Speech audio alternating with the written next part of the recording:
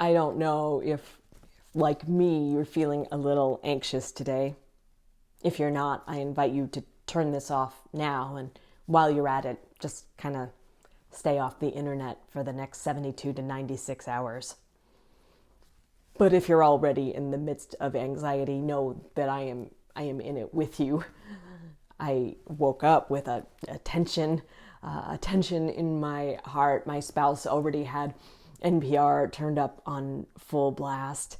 And I found myself wondering how I was going to focus in today, and not just today, but in the days that will follow, because we know that whatever will come to pass with this election, we won't know for certain what that is today, or maybe even tomorrow. We're in this for the long haul. So how is it that we can stay in this without being consumed by anxiety? I was reflecting on that this morning, and I turned to a somewhat well-known passage from Hebrews 12. The part that we Christians know is, therefore, since we are surrounded by so great a cloud of witnesses, let us lay aside every weight that clings so closely. We remember that we're not alone in the midst of even the greatest seasons of anxiety and fear. What is less known is the passage that comes after. It reminds us to look to Jesus, who is the pioneer of our faith, who for the sake of joy endured the cross, who for the sake of joy endured the cross. Even if you're not Christian, you've probably heard the trope that Jesus endured the cross for the sake of sin.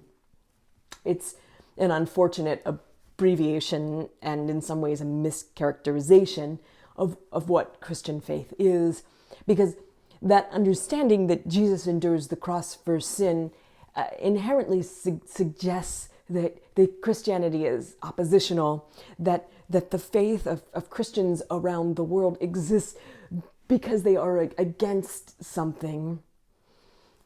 For me, there is a lesson in that understanding for all of us, Christian or not, right now.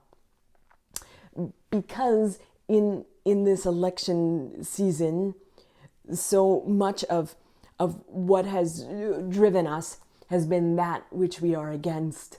We are against tyranny.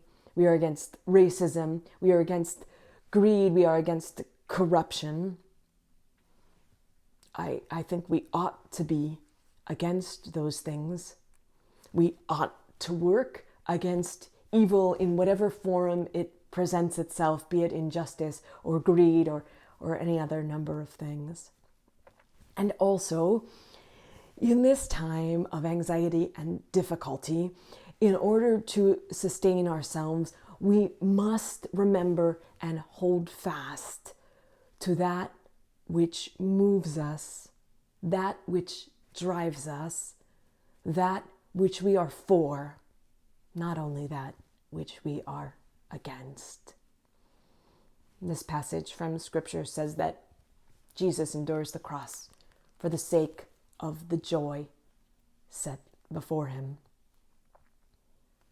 What is it?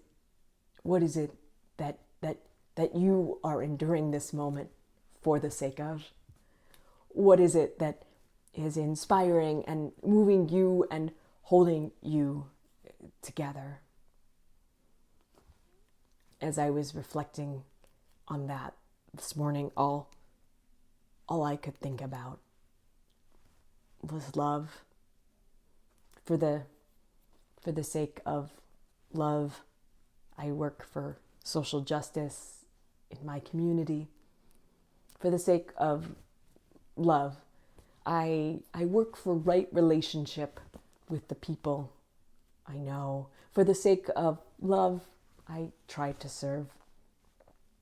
For the sake of love, I I will hold fast and stay present in this time of anxiety and fear. What is it that moves you? What is it that grounds you? What is it that you can hold on to in this moment and trust in, even when it seems that the world around us is flailing? I invite you to reflect on what you love, on how love moves you, on who it is that loves you that you can reach out to when you are afraid. And I will trust and work on learning to trust that even in the midst of anxiety and fear, grief and anger, it is love that will continue to hold us together. Love that will speak truth to power. And in the end, it is love, and love lived out in public, that will prevail. May God bless you and bless each of us on this day and in the days ahead.